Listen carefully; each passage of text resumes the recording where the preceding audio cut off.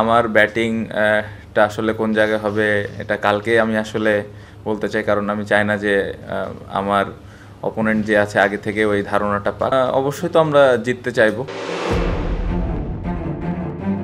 রাবণের দেশে বেঙ্গল টাইগাররা লঙ্কান সিংহ বধের মিশনে, বাঘ সিংহের লড়াই জমবে গলে।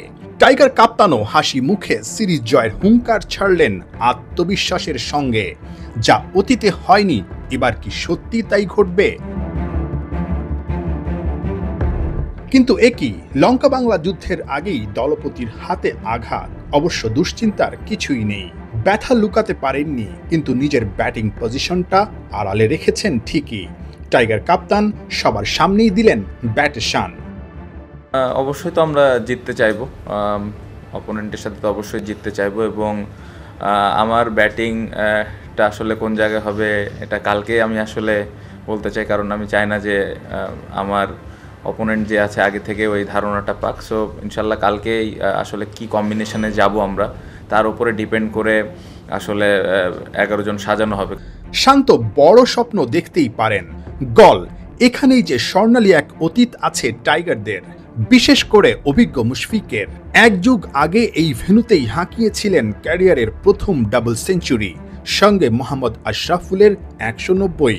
রেকর্ড পার্টনারশিপে প্রথম ইনিংসে শ্রীলঙ্কার করা 570 রানের জবাবে বাংলাদেশ 638 রান করে।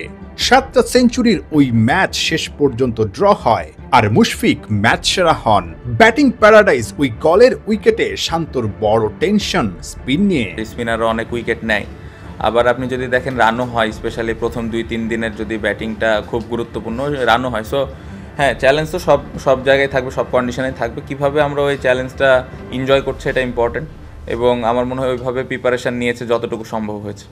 স্পিনের সঙ্গে শান্তর আরো বড় দুশ্চিন্তা সবশেষ সিরিজ সেরা মিরাজের অসুস্থতা।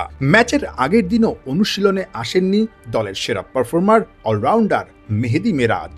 এখনও স্টিল মিরাজ একটু শরীরটা খারাপ আছে, সো ডেভেলপ করছে। সো ওর ওপরে অনেক কিছু ডিপেন্ড করতেছে, ওর অ্যাভেলেবিলিটি। সো ওই জায়গাটা যদি ঠিকঠাক থাকে তাহলে আমরা একটা ভালো কম্বিনেশন নিয়ে যেতে পারবো।